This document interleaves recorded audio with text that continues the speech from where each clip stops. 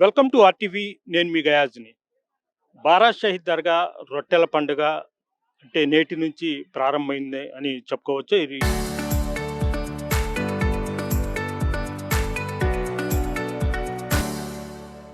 ఈరోజు నిషాన్ అనే జెండాతో ప్రారంభమవుతుంది. ప్రస్తుతం ఈ విషయాలన్నీ మాట్లాడేందుకు సమీ హుస్సేన్ ప్రస్తుతం మనతో ఉన్నారు. ఆయనతో మాట్లాడదాం. అస్సలాము అలైకుం. సమీ సార్, అసలు ఈ బారా షహీద్ దర్గా రొట్టెల పండుగ ఎప్పటి నుంచి స్టార్ట్ అవుతుంది? అసలు దీని యొక్క ప్రధాన ఉద్దేశం ఏంటి? అస్సలాము అలైకుం రహమతుల్లాహి బర్కాతుహు. మొత్తం ఆర్టీవీ ప్రేక్షకులకు, ఆర్టీవీ యాజమాన్యానికి, సిబ్బందికి, ఈ ఛానల్ ఎంతమంది చూస్తున్నారు ప్రతి ఒక్కరికి కూడా ఇస్లామిక్ నూతన సంవత్సర శుభాకాంక్షలు తెలియజేసుకుంటున్నాను.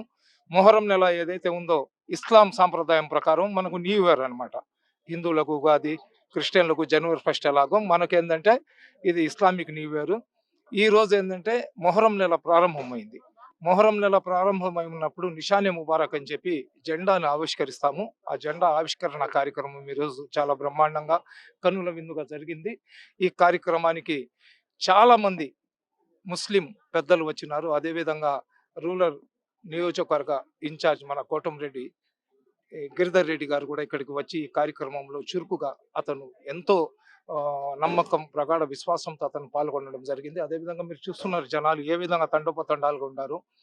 అదేవిధంగా ఈ నిషాన్ ఈ రోజు స్టార్ట్ అవుద్ది. కరెక్ట్ 10 రోజుల తర్వాత షహాదత్ అని చెప్తాము. అది 26వ తేదీ. 26వ తేదీ సాయంత్రము ఈ దర్గాను మొత్తం మనం ఏంటంటే పవిత్ర జలాలతో శుద్ధి చేస్తాము. శుద్ధి చేసిన తర్వాత 27వ తేదీ అంటే అది మొహరం జియారత్ అంటాం. అది షహాదత్ రోజు దర్గాను శుద్ధి చేస్తాం. అది 26వ తేదీ వస్తుంది. అదే విధంగా ఏదైతే మొహరం జియారత్ ఉందో అది 27వ తేదీ వస్తుంది. 27వ తేదీ రాత్రి కోటమిట్టలోని అమీనియా మసీద్ వద్ద నుంచి 12 బిందెల్లో పవిత్ర గంధాన్ని తీసుకొని జియారత్ అయిన మరుసటి రోజుల నుంచి రొట్టెల పండుగ స్టార్ట్ అవుతుంది. జియారత్ అయిన రెండో రోజు 27వ తేదీ రాత్రి గంధాన్ని మనం ఏం చేస్తామంటే తీసుకొని వచ్చి పవిత్ర సమాధులకు లేపనం చేసిన తర్వాత 28వ తేదీ ఫజర్ నమాజ్ తర్వాత ఏదైతే రొట్టెలు మార్చుకునే కార్యక్రమం ఉందో ఆ కార్యక్రమం జరుగుతుంది.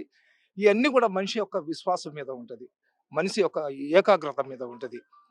మనిషికి శరీరాలు, రూపాలు, భాషలు, కులాలు, మతాలు వేరైనా కానీ శరీరం లోపల ఉన్న ఆత్మకు ఆ పరమాత్ముడు ఒక్కడే.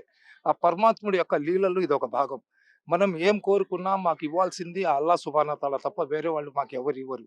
ఏం చెయ్యాలన్నా కానీ సృష్టిలో ఒక మనిషి జీవించాలన్నా, ఒక మనిషి చనిపోవాలన్నా, చివరకు ఒక పిచ్చుక గాలిలో ఎగరాలన్నా, ఆ చెట్టు యొక్క ఆకు కదలాలన్నా కానీ అల్లా యొక్క ఆజ్ఞ లేకపోతే ఏం జరగదు. ఇక్కడ ఎన్ని మహిమలు జరిగినా ఇక్కడ వచ్చే లక్షలాది మంది కోరికలు తీరుస్తుండేది కూడా ఈ బారా షహీద్లు మీరు మేము కాదు, అల్లా సుబ్హానహు వ తఆలా తీరుస్తున్నాడు. అల్లా వీళ్లకు ఇష్టపడుతున్నాడు కాబట్టి, వీళ్ళ సమాధుల దగ్గర వచ్చిన ప్రతి కోరికను అల్లా తీరుస్తున్నాడు కాబట్టి ప్రతి సంవత్సరం లక్షలాది మంది వస్తున్నారు.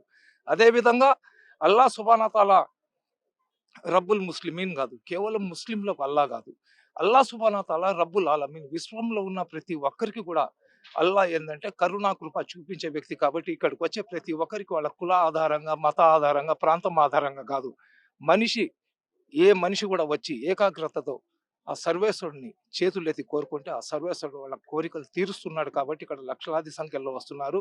అదేవిధంగా ఈ సంవత్సరం ఏదైతే బారా షహీద్లకు సంబంధించిన గంధం మహోత్సవం ఉందో 27వ తేదీ గంధం అయిన తర్వాత 28వ తేదీ రొట్టెల మార్పిడి కార్యక్రమం జరుగుతుంది. 29వ తేదీ తహ్లీల్ ఫాతిహా అని ఉంటుంది. తహ్లీల్ ఫాతిహా అయిపోయిన తర్వాత 30వ తేదీ ముగింపు కార్యక్రమం ఉంటుంది. ఆ రోజు ఏంటంటే ఎన్ని శాఖలకు సంబంధించిన ఆఫీసర్స్ ఉన్నారు వాళ్ళందరికీ, మీడియా మిత్రులకు, అదేవిధంగా ఇక్కడ ఉన్న వాలంటీర్స్కి, దర్గా కమిటీకి సంబంధించిన వ్యక్తులకి అందరినీ కూడా ఇక్కడ తీసుకొని వచ్చి వాళ్లకు దర్గా కమిటీ తరఫున వాళ్లకు మెమోంటోలు ఇచ్చి సత్కరించడం ఒక ఆనవాయితీ. ఈ సంవత్సరం అంటే ప్రతి సంవత్సరం లక్షలాది మంది వస్తారు. అంటే 10 లక్షలు, 15 లక్షలు. ఈ సంవత్సరం ఎన్ని లక్షల మంది వచ్చే అవకాశాలు ఉంటాయి? మీ ఏర్పాట్లు ఎలా ఉన్నాయి? గయాజ్ గారు, ఇక్కడ జనరల్ గా ఏంటంటే ఒకే రోజు లక్షల మంది రారు, రొటీన్ అవుతూ ఉంటది అనమాట. మనకేందంటే 25వ తేదీ నుంచి జనాలు అధిక సంఖ్యలో రావడం జరుగుతుంది. 25వ తేదీ నుంచి 1వ తేదీ దాకా ఇక్కడ జనాల ఫ్లోటింగ్ చాలా ఎక్కువ ఉంటది. ప్రతిరోజు నా అంచనా ప్రకారం 7 నుంచి 8 లక్షల మంది వస్తారు.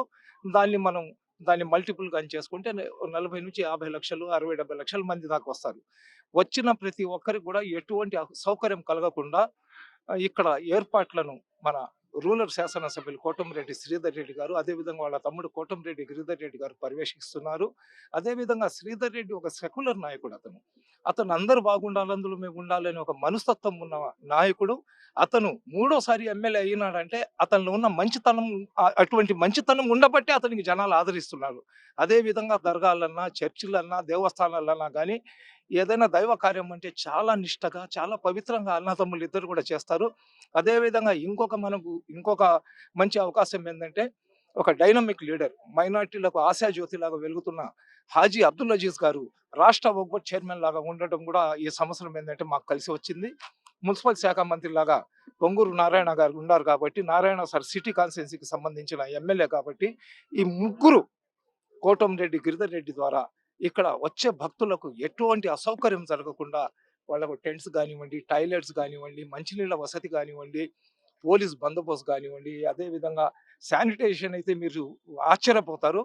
ఆ గంధం అప్పుడు ఏదైతే ఇక్కడ వచ్చే లక్షలాది మందిలో ఒక చిన్న పేపర్ ముక్క కింద పడినా కానీ అది కనబడకుండా చేయాలనే పట్టుదలతో శ్రీధర్ రెడ్డి గారు కానివ్వండి, పొంగూరు నారాయణ గారు కానివ్వండి, అజీజ్ గారు కానివ్వండి చాలా బ్రహ్మాండంగా ఉన్నారు. ఇక్కడికి వచ్చే భక్తులకు వాళ్లకు ఎటువంటి అసౌకర్యం కలగకుండా వాళ్ళని ఆదుకోవడానికి తెలుగుదేశం పార్టీకి చెందిన మైనార్టీ నాయకులు సాబీర్ ఖాన్ కానివ్వండి, హయాత్ బాబా కానివ్వండి, అదేవిధంగా మునీర్ అని చెప్పి ఈ దర్గా కమిటీకి అతను ఫెస్టివల్ కమిటీ చైర్మన్ లాగా వేస్తున్నారు. అదేవిధంగా 100 మందితో కమిటీ వేస్తున్నారు. బయట నుంచి రాష్ట్ర నలుమూల నుంచి కాకుండా వేరే వేరే ప్రాంతాల నుంచి ఒకవేళ వర్షం వస్తే వాళ్ళ పరిస్థితులు ఏమిటి?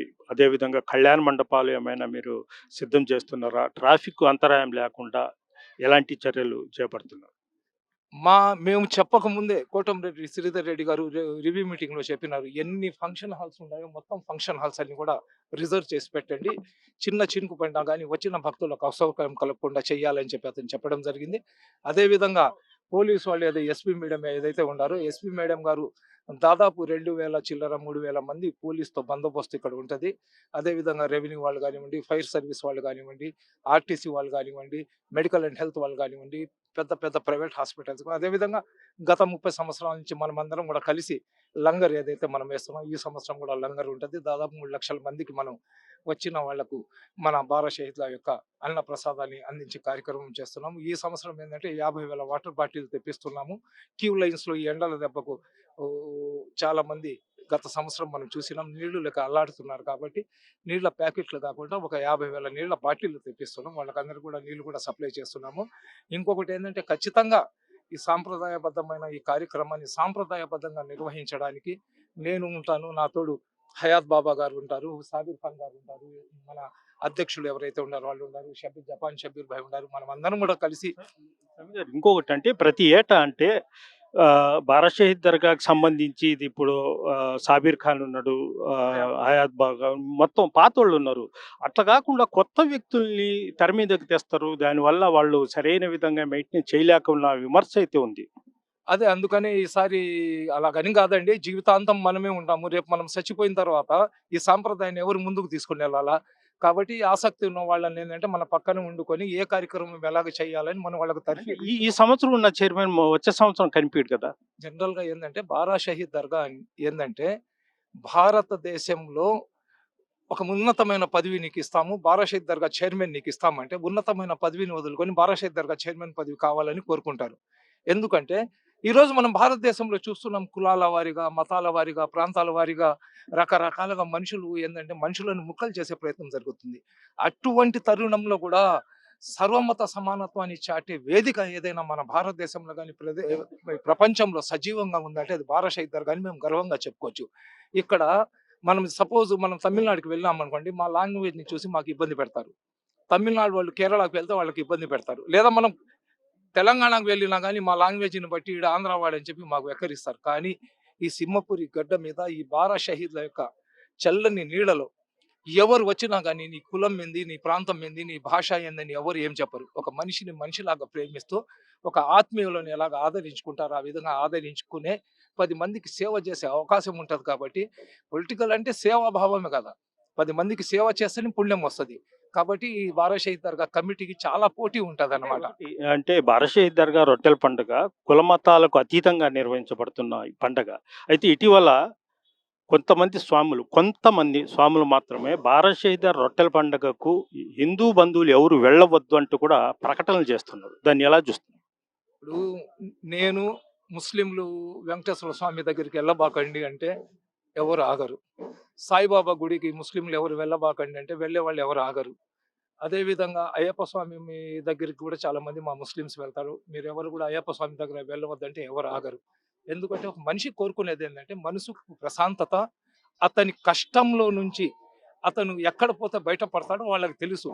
ఇప్పుడు మీరున్నారు, మీకు ఇబ్బంది వస్తది. ఫలానా డాక్టర్ దగ్గర నువ్వు ఎళ్ళబాకంటే మీరు వెళ్ళకుండా ఉండరు. మీకు కావాల్సిందేంది? మీకున్న ఇబ్బందిని దూరం చేసే డాక్టర్ దగ్గర మీరెళ్తారు. అదే విధంగా ఈ బారాషాహీలు, సూఫీలు ఎవరైతే ఉండారో వాళ్ళు కులం, మతం చూడరు. మానవత్వం చూస్తారు. ఇక్కడ వచ్చిన ప్రతి ఒక్కరి కష్టాలన్నీ వీళ్ళు తీరుస్తున్నారు కాబట్టి అటువంటి బాబాలు, ధాబాలు వాళ్ళేందంటే ఫేమస్ అవ్వడానికి వేరే ఇప్పుడు బారాషాహి దర్గా రొట్టెల పండగ వచ్చినప్పుడు ఏందంటే ప్రజల యొక్క అటెన్షన్ ఉంటది. ఆ అటెన్షన్‌ను డైవర్ట్ చేయడానికి కొంతమంది మాట్లాడుతున్నారు. నేను గూడా యూట్యూబ్‌లో చూసినాను. ఆ స్వామి గురించి కూడా నేను విచారించుకున్నాను. అతనేందంటే, అతనే కూర్చొని కాలర్‌కి ఒక మైక్ తగిలించుకొని, అతను ఎదురుగా మనుషులు ఉన్నట్లు నటిస్తూ, అతను ఏదో మాట్లాడుతున్నారు. ఇప్పుడు కుక్క మాకు కరిచిందని కుక్కని మేము కరవం గదా! కుక్క మాకు కరిచిందంటే దాని న్యూస్ ఏం లేదు. కుక్క తత్వం ఏంది? మనుషుల్ని కరవడమే. మనిషి కుక్కని కరిచాడనుకోండి, దానికి ఒక న్యూస్ లాగా వస్తది. అతని పేరు ఎత్తి మనం అతన్ని విమర్శించామనుకోండి, అతనికి పబ్లిసిటీ దొరికి అతను హైలైట్ అవ్వడానికి చేస్తున్న ప్రయత్నం అది. ఇది రొట్టెల పండగ అని పేరు వచ్చిందేంది? ఇస్లాంలో మాకు ఉండేదే 2 పండగలు. రంజాన్, బక్రీద్. మాకు మూడో పండగ లేదు. ఇది మొహర్రం జియారత్ ఇది. ఇక్కడికి వచ్చే లక్షల కోట్ల మంది హిందూ సోదరులు దానికి రొట్టెల పండగని నామకరణం చేసింది. అట్లాంటి వాళ్ళు ఒంటి మీద కోళ్ళ దెబ్బలు కొట్టుకున్నా, లేదా నిప్పు పెట్టి దానిపైన కూర్చున్నా, పలాఠీలు కొట్టినా గానీ మా హిందూ సోదరమణులు ఈ సర్వమత సమానత్వం ఏదైతే ఉందో దాన్ని దూరం చేసుకోరు. ఇదే మా భారతదేశం యొక్క గొప్పతనం. చివరిగా అంటే స్పష్టంగా అంటే ఈ పండగ ఎప్పటి నుంచి జరుగుద్ది? ఎప్పటికి ఎండ్ అవుద్ది? అనేది స్పష్టంగా అంటే ఈ భక్తులకి గయాస్ గారు ఈరోజు నిషాన్ జరిగింది. మీరు చూసినారు. దాదాపు ఒక 10, 20 వేల మంది వచ్చి ఉన్నారు. ఈ మొహర్రం 20వ తేదీ నుంచి అంటే ఈ నెల 25వ తేదీ నుంచి జనాలు రావడం స్టార్ట్ అయిపోద్ది. ఆహ్, జనాలైతే బ్రహ్మాండంగా రావడం స్టార్ట్ అయిపోద్ది. 25, 26, 27, 25 నుంచి 30 తేదీ దాకా అయితే చాలా పీక్ ఉంటది. 27వ తేదీ రాత్రి గంధ మహోత్సవము. 28వ తేదీ ఉదయం రొట్టెల మార్పిడి కార్యక్రమం. అదైతే చేంజ్ కాదు. వచ్చే భక్తులకు మేము అడ్డుపడలేం కదా! వస్తారు. ఇప్పుడు నమ్మకంగా ఇప్పుడు ఉగ్ర నరసింహుడు గురించి చెప్పుండారు. అందుగలడు, ఇందుగలడని సందేహంబు వలదు. ఎందెందు చూసినా అందందుగలడని చెప్పి. ఎందుకంటే సృష్టికర్త యొక్క ఆశీస్సులు పొందుతున్నాం ఇక్కడ. అల్లా యొక్క ఆశీస్సులు మేము పొందుతున్నాం. ఈ సృష్టిలో మనం ఎక్కడి నుంచి మనం అల్లాని పిలిచినా గాని అల్లా సమాధానం ఇస్తాడు. కానీ జనాలేందంటే వీళ్ళు షహీద్‌లు కాబట్టి, షహీద్‌లను చనిపోయిన వ్యక్తులని చెప్పొద్దని అల్లా ఖురాన్‌లో చెప్పి ఉన్నాడు కాబట్టి, అటువంటి ప్రదేశంలో వచ్చి మేము 2 చేతులు ఎత్తి అల్లాని వేడుకుంటే, మా కోరికలు అల్లా తీరుస్తాడనే ఒక నమ్మకము. ఇక్కడికొచ్చిన కోరికలు అల్లా తీరుస్తున్నాడు కాబట్టి ఇక్కడ జనాలు వస్తున్నారు. ఇక్కడికొచ్చిన వాళ్ళ కోరికలు తీరలేదనుకోండి, జనాలు రారు. తీర్చేది ఎవరు? అల్లా సుబ్హానహు తాలానే. కాబట్టి అల్లా యొక్క కరుణా కృప అందరి మీద ఉండాలా. నా భారతదేశంలో సర్వమత సమానత్వం పదిలంగా ఉండాలా. హిందూ, ముస్లిం, దళిత, క్రైస్తవులందరూ కూడా అన్నాతమ్ముల్లాగా కలిసిమెలిసి జీవిస్తున్నాం. కలిసిమెలిసి జీవించేవాళ్ళం. కలిసిమెలిసి జీవిస్తామని చెప్పి చెప్తున్నాం. ఇట్లాంటి మా ముస్లింలుగా కొంతమంది దర్గాలకి వెళ్ళకూడదంటారు. కొంతమంది రకరకాలుగా చెప్తున్నారు. వీళ్ళు ఇప్పటి నుంచి కాదు. వీళ్ళ తాత ముత్తాతల కాలం నుంచి కూడా వీళ్ళు చెప్తున్నారు. సంవత్సరాలు గడిచిపోతున్నా గానీ బారాషాహి దర్గాకొచ్చే జనాలైతే తగ్గటం లేదు. ఈ సర్వమత సమానత్వం ఏదైతే భారతదేశంలో అది పదిలంగా ఉంటది. భారతదేశానికి సర్వమత సమానత్వానికి వేదికలాగా ఏదైతే బారాషాహి దర్గా ఉందో అది ప్రళయం దాకా మిగిలి ఉంటుందండి. ఓకే. Thank you. ఇది పరిస్థితి. ఈ నెల 27, 28 నుంచి మొదలవుతుంది. ప్రధానంగా బారషీద్ దర్గా రొట్టెల పండుగ కుల మతాలకు అతీతంగా నిర్వహించబడుతున్న ఈ పండుగ అంటే ప్రతి ఒక్కరూ వచ్చి వాళ్ళ భక్తిని, వాళ్ళ విశ్వాసాన్ని, వాళ్ళ నమ్మకాన్ని వీళ్ళు ఈ దర్గా స్వాముల వద్ద దర్శించుకొని వెళ్తుంటారు. వీడియో జర్నలిస్ట్ అల్తాఫ్‌తో గయాజ్ ఆర్టీవీ నెల్లూరు నుంచి.